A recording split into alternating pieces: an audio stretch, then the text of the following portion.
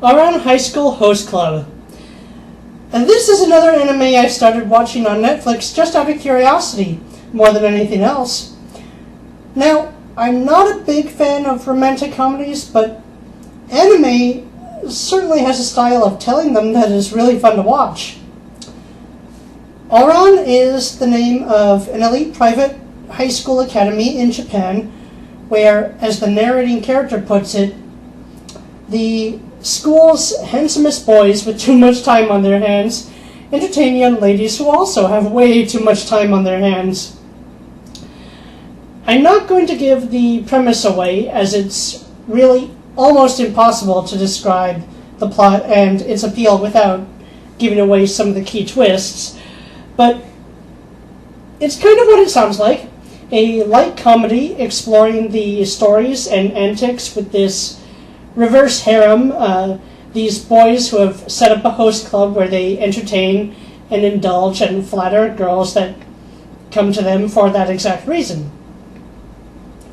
It's a very family-friendly version of a Japanese host club, but when the main character is forced to join after accidentally breaking one of their expensive treasures and made to work for the club to pay them back, although exactly how this does pay them back, I'm not sure, as they don't actually seem to ever charge the girls for their services. Although there seem to be hints that from time to time they do. And they do sell things like photo albums of the club and other things, but you rarely see it. These kids are ultra rich anyway. So, at first glance, it appears that these are kids who fit the stereotype and accusation of the filthy rich, the upper 1% or less, who just throw away their time and vast hordes of money on luxuries, expensive vacations, and the super high life. And while not untrue, if you look at what their families do,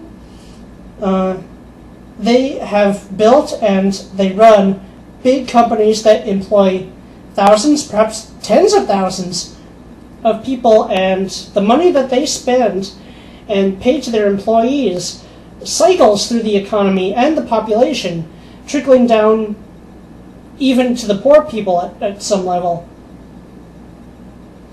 Actually, that's another source of a lot of the comedy in this show, the way that the host club and all of the rich kids view the so-called poor people, although in that category they also mean what we would call the middle classes, pretty much anyone who isn't of significant wealth.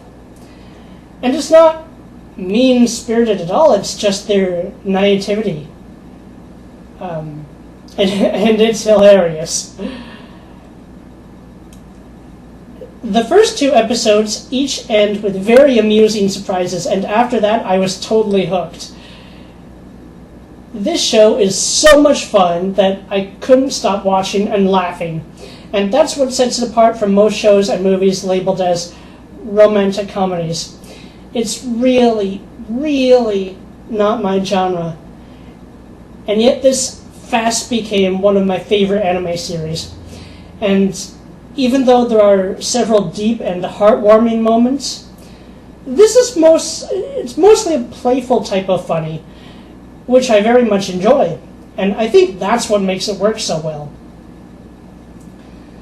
There are a couple of head-scratchers. The main one for me is in episode 15, when the main character is on summer vacation working at this bed and breakfast. The host the host club comes to visit, and they point out that for some reason jobs are prohibited by Ouran Academy. Why? That makes no sense. And it doesn't even seem to matter to the episode or at any point later in the series. So that's a really weird rule for a school to have, especially considering that a summer job is a really valuable experience for a high schooler. And these kids are going into, very high-level business and enterprises. Heirs to the really high status families. So you'd think it would be all the more important. It's not that they mention the prohibition of any particular type of job or low-level labor or anything that might have some reason behind it. They just forbid the students to hold jobs. Based on the information we're given, it never even comes back to mean anything to the plot, but the fact that it's brought up just made me scratch my head over it. Unless the hosts are just pulling our legs, which I admit is quite possible. It's just not the kind of jokes they usually pull, but then again, there's very little I'd put past them, barring anything with any real maliciousness. Another one is where the host club goes to this indoor beach. Yeah, that kind of rich. Where they get lost in the jungle. It's more like a whole indoor rainforest resort and beach. And they have to make their way through croc-infested rivers. Crocodiles? Really? It's not like these are cute little Totodile. I love Totodile, my favorite Johto starter. But like Nile crocodiles. Or alligators, or crocodilians. In an indoor beach resort. The wackiness just does not end and has no limits. Songs. Yes, songs. This anime only has 2 songs, its opening and its closing songs. And this may just be my opinion, but anime seems to have a consistent trend of having better closing songs than opening songs.